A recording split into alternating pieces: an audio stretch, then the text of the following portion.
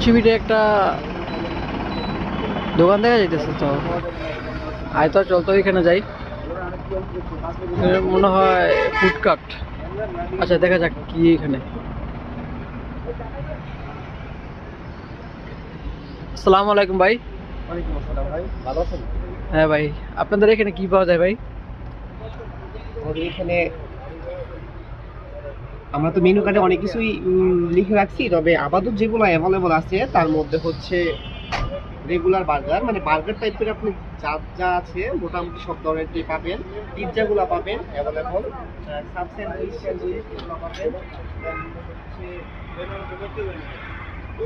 Chowmein পাবেন, noodles পাবেন, দই ফুচকা আপাতত অ্যাভেলেবল না, তবে সপ্তাহখানিকের মধ্যে চালু হয়ে যাবে। সাথে আরো কিছু সিক্রেট জিনিস থাকবে।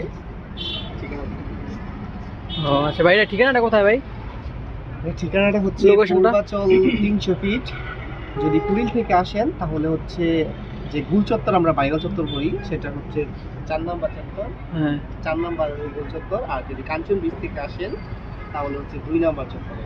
চত্বর আসলেই দেখতে পারবেন ফুটকার, এটা ফুটকার নাম আড্ডাবাজ। ফুটকারের নাম হচ্ছে আড্ডাবাজ। আচ্ছা আচ্ছা ভাই, ঠিক আছে। এখন কি পাওয়া যাবে এখন? এখন আপনি স্যান্ডউইচ, দেন হচ্ছে চাউমিন, পিৎজা, আচ্ছা বার্গার। আপনি এক কাজ করেন, আপনি একটা বার্গার আর একটা পিৎজা দেন।